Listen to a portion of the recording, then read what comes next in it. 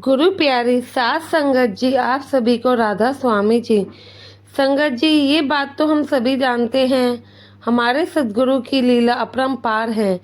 अगर हमने उनसे नामदान लिया है या फिर हम सत्संगी भी हैं, उनका नाम हम जप लेते हैं, तो हमें किसी भी प्रकार की कोई परेशानी नहीं है, क्योंकि हमारे सद्गुरु के दिखाए रास्ते पर जो संगत चलती है, सद्गुरु की जिम्मेवारी हो जाती है कि वे अपने बच्चों की संभाल करें।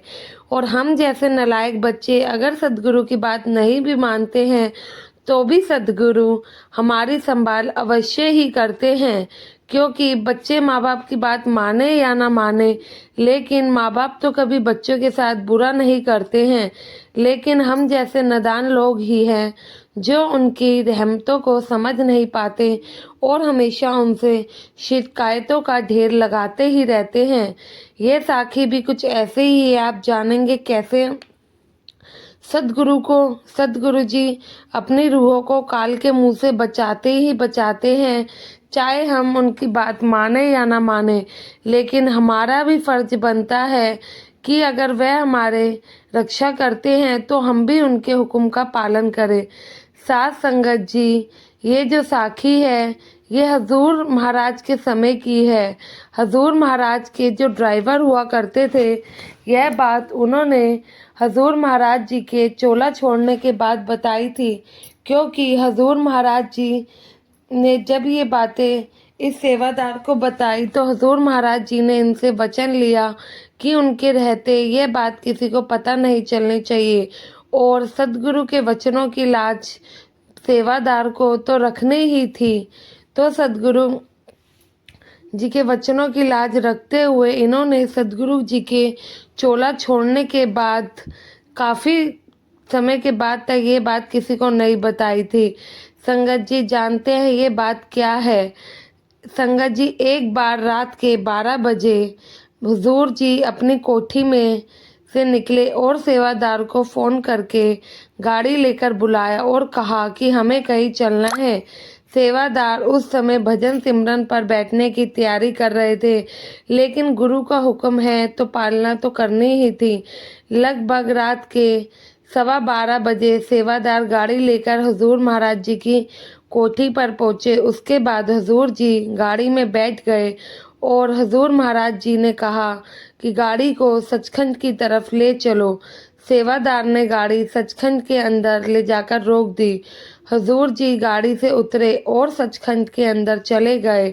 जब बहुत देर तक हुजूर जी सचखंड से बाहर नहीं आए तो सेवादार ने सोचा कि अंदर जाकर देखना चाहिए कि आधी रात हो चुकी है, और इससे पहले तो महाराज जी कभी आधी रात को ऐसे कहीं नहीं गए। तो सेवादार सचखंड के अंदर गया तो वहाँ उसने जो देखा उसे देखकर उसकी आंखें खुली की खुली रह गई। सेवादार ने देखा कि वहाँ 2 कुर्सियाँ पड़ी हैं, एक पर हुजूर महाराज बैठे हैं और दूसरी पर कोई और बैठा है, और हुजूर दूसरी कुर्सी पर बैठे शख्स से कुछ बातचीत कर रहे हैं। सेवादार दूरी के कारण यह सब देख तो रहा था, लेकिन उसे वहाँ पर क्या बात हो रही है ये वह नहीं समझ पाया। फिर आधे घंटे की बातचीत के बाद हुजूर जी वहाँ से बाहर आ गए। तब तक सेवादार भी गाड़ी के अंदर आ चुके थे। सेवादार ने हुजूर के लिए गाड़ी का दरवाज़ा खोला और गाड़ी लेकर हुजूर जी की कोठी की तरफ चल दिए। हुजूर महाराज जी तो सब जानते ही थे कि सेवादार के मन में क्या चल रहा है क्या नहीं। तो हुजूर महाराज जी ने सेवादार से कहा, तुम्हारे मन में जो भी है उसे मन में ही रखना जब तक मैं ना कहूँ। लेकिन सेवादार हिम्मत करते हुए बोला कि बाबा जी, अगर मैं नहीं जान लूँगा कि अंदर क्या हो रहा था, तब तक मुझसे भजन सिमरन पर नहीं बैठा जाएगा। मुझे भी बताइए वह कौन था जिससे आप आधी रात को मिलने आए।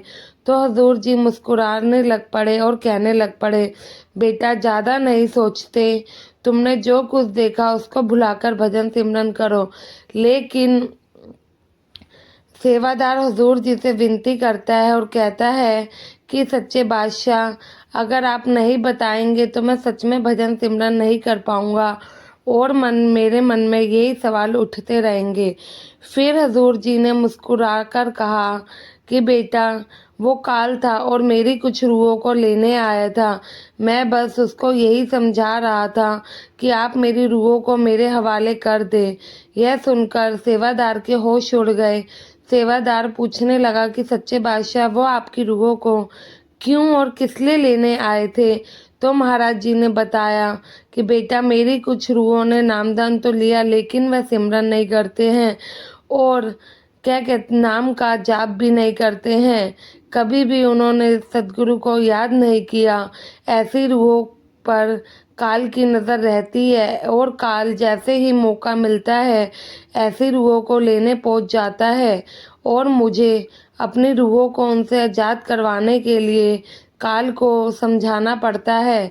भले ही मेरी संगत मुझे दिए वचनों को ना निभाए, लेकिन नामदान देकर जो मैंने उनकी संभाल करनी है वो तो मुझे करनी ही पड़ती है।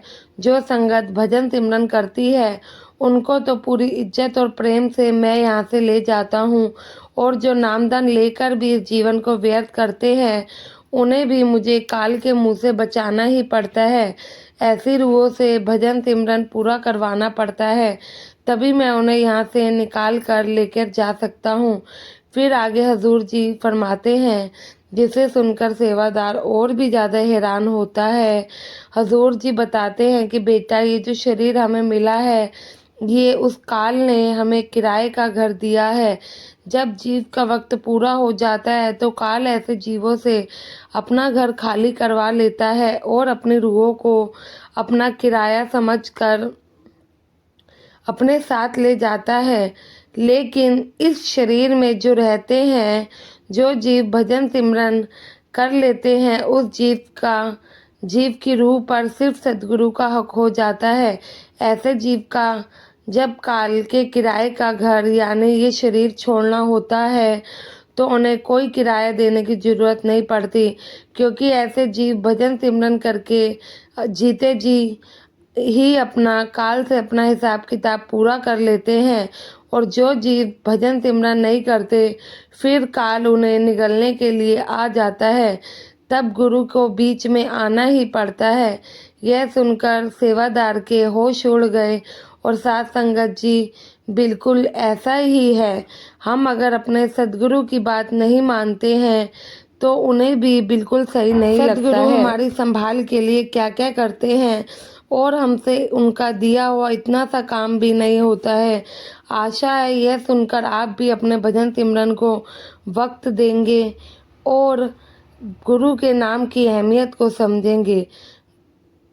संगत जी, कमेंट में राधा स्वामी ना लिखना भूलिएगा और चैनल को सब्सक्राइब करके चैनल का हिस्सा ज़रूर बने जी।